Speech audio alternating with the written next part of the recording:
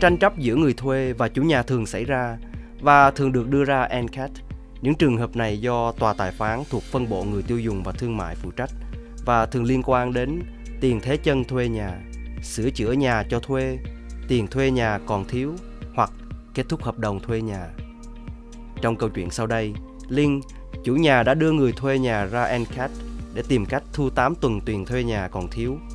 Người thuê nhà vẫn còn đang cư ngụ trong căn nhà, nhưng Linh gặp trở ngại về tài chính nếu không có thu nhập do tiền thuê nhà đem lại. Linh là chủ căn hộ một phòng ngủ ở nội thành Sydney mà chị đã cho thuê qua trung gian đại diện địa ốc tại địa phương. Joshua, người thuê nhà còn thiếu 8 tuần tiền thuê nhà và không chịu trả lời điện thoại, email và thư từ của đại diện địa ốc. Linh đã đến căn hộ 2 lần nhưng Joshua không chịu mở cửa. Sau đó, Linh nộp đơn xin trực tuyến lên NCAT để xin đuổi Joshua ra khỏi căn hộ vì không trả tiền thuê nhà. Chị ấy có thể gửi đơn xin bằng đường bưu điện hoặc đích thân đến nộp tại tòa tài phán, nhưng chị đã quyết định hoàn tất đơn xin của mình trực tuyến vì đỡ mất thời gian. Khi NCAT nhận được đơn của Linh, vụ việc của chị đã được đưa lên danh sách hòa giải và phiên xử danh sách nhóm. Hòa giải là thủ tục khi các bên tìm cách tự giải quyết vụ tranh chấp theo cách không chính thức. Nhờ vậy, có thể khỏi cần phải dự phiên xử trọn vẹn. Phiên xử danh sách nhóm là khi một số trường hợp khác nhau sẽ được phân xử trong cùng một phiên xử.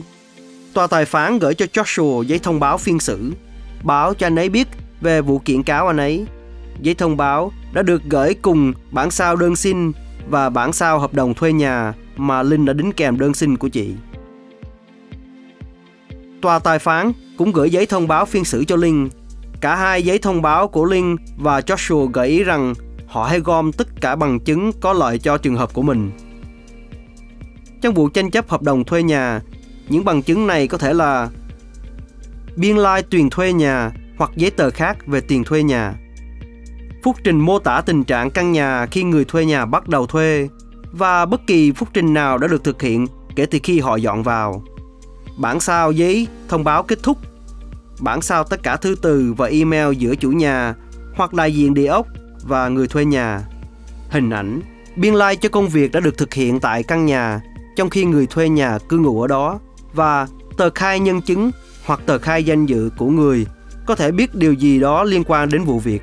Joshua và Linh đã được cho biết họ phải đem theo tất cả các bằng chứng đến phiên xử, phòng khi họ cần tham khảo.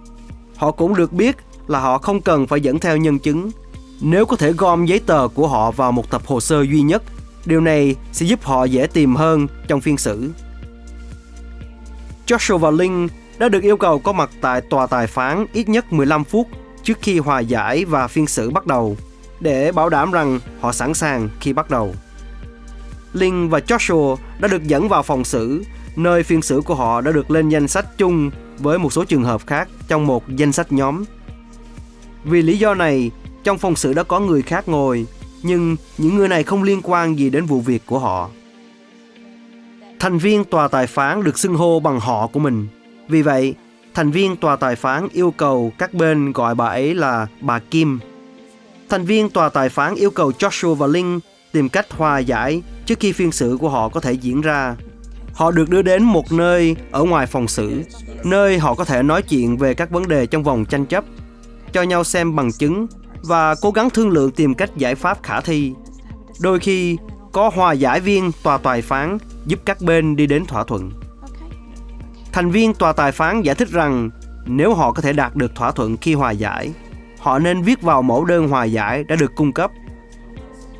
Sau đó, họ sẽ trở lại phòng xử cùng với dự thảo bản thỏa thuận của họ.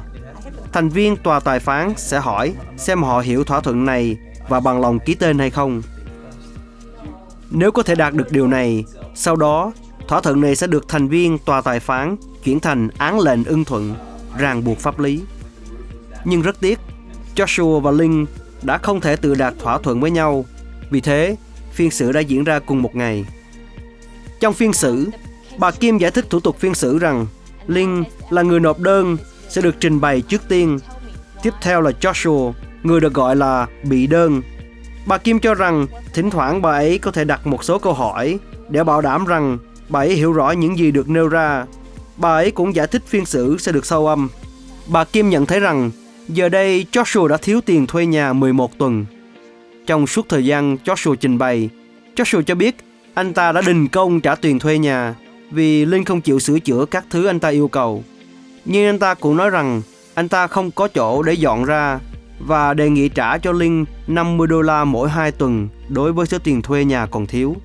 Linh cho biết chị gặp khó khăn về tiền bạc vì Joshua không trả tiền thuê nhà.